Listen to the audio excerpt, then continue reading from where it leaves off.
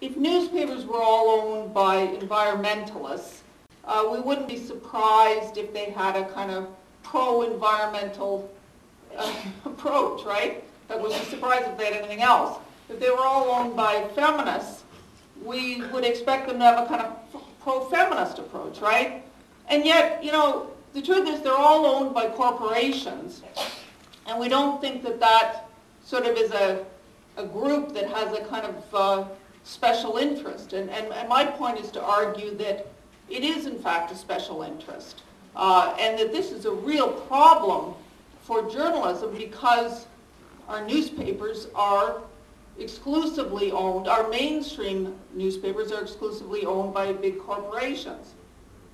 I mean, it's interesting, just to go back to the question about special interest, of course, you know, we can readily identify feminists as a special interest or a particular interest or environmentalists or whatever, but corporations, we seem to be sort of blind to them being a special interest. I think it's partly this kind of blindness we have in general to the notion of class, to the notion that there are rich people and that there is an elite, a financial elite, and that it has an interest which is different than the rest of us.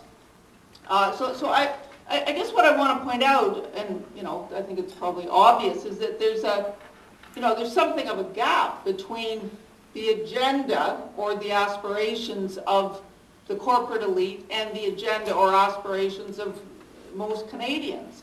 And just to sort of flesh this out a little bit, I don't know if you're familiar with the research, the polling group ECHOS, which is based in Ottawa. They do some really interesting polling. And for instance, they do something that I've always loved. They, every year they do a snapshot of Canadian views on sort of some big political and economic issues, and they, figure out sort of a snapshot of Canadian opinion. And then they take those exact same questions and they apply them to a sample group, a small sample group of what they call elite opinion. And by that they select, corporate managers, senior bureaucrats in Ottawa, members of the Globe and Mail editorial board, that kind of person. And what they find out, and it's consistent over time, is that there's this huge gap between what ordinary people want from their country and what the rich or the elite want. And it basically breaks down that ordinary people actually want strong government. They want strong social programs. They want strong regulations in the public interest. They want an independent Canada. They don't want Canada more deeply integrated into the United States. On the other hand, the elite want exactly the opposite, just mirror opposite. They want, a small government. They want low taxes, particularly for themselves.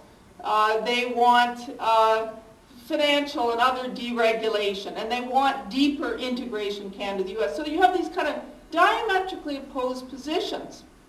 And yet, the problem is, of course, that our media, our newspapers, are owned by the people that have those elitist positions. Now, the theory is it doesn't really matter because, of course, newspapers have to sell newspapers, right?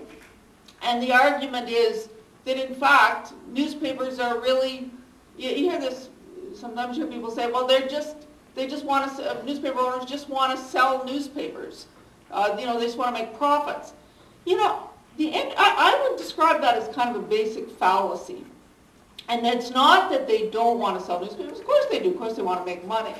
But it implies that they don't care about the point of view that they're presenting in the newspapers. And I think that's utterly wrong. It's like feminists or environmentalists, if they owned newspapers, they would of course want to sell them, but they would also be very keen on putting their point of view across. And I think what ends up happening is newspaper owners use their newspapers to influence public opinion. So for instance, you take something like the National Post, just to select a newspaper randomly. The National Post, of course, for years has been rapidly pushing a kind of neo-conservative agenda. Peter mentioned also things like, support for Pinochet, etc. Now, this is not because they think that that will sell newspapers. It's not because they think the public is neoconservative. They know, in fact, the public does not like that stuff. But what they're trying to do is kind of make it popular. So the Post attitude is sex it up a bit. Put in a lot of celebrities with low-cut dresses, when you're talking about neoconservative agenda. I always kind of think of the Post as kind of neoconservatism on steroids with cleavage. So the Post is kind of an extreme example. But I would argue that all newspapers have that same orientation, and that they want to sell a point of view. That point of view happens to be the one that they have themselves, which is, of course, part of that corporate worldview. And therefore, what they're trying to do in their newspapers is make that point of view palatable. So for instance, let's just take in the economic area. For years now, we've seen our newspapers shovel a kind of neoconservative agenda at us, right? Some perhaps not always as aggressively as the Post, but think about it. Even a newspaper like the Star, which is considered far to the left, if you listen to the Post tell it, basically all newspapers, all the major newspapers have supported an agenda of tax cuts, spending cuts, deregulation, privatization. And the arguments have been, globalization makes this necessary, et cetera, et cetera. There's all kinds of different justifications. But the point is, this is the agenda they have pushed. And I find it interesting, even now, when the capitalism has basically collapsed all around us, they're still supporting capitalism. They don't seem to venture into thoughts like, workers running plants. You'd have the impression to read the newspapers these days that basically the CAW is responsible for the economic meltdown, right? CAW and Madoff, just a couple of things like that.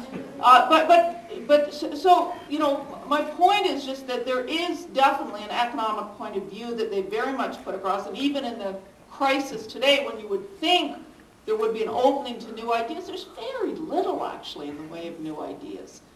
At least in the mainstream media. There's lots of stuff, of course, you go on the internet. And I would argue that these broad viewpoints, this kind of corporate elite viewpoint, it's held by those at the top, but it kind of permeates all through the newspapers. Like, having worked in newsrooms, I know that, the people that get promoted to positions of responsibility in a newsroom tend to be people who share the views of those who ultimately own the paper, or at least are willing to go along with those point of views. If you aren't, you tend to not get promoted into those positions. And so I'm not saying that you wouldn't get a contrary position occasionally in an op-ed piece or something. Even if you had a feminist newspaper, you might occasionally get a op-ed piece from an Afghan cleric defending the rape law or something, I don't know.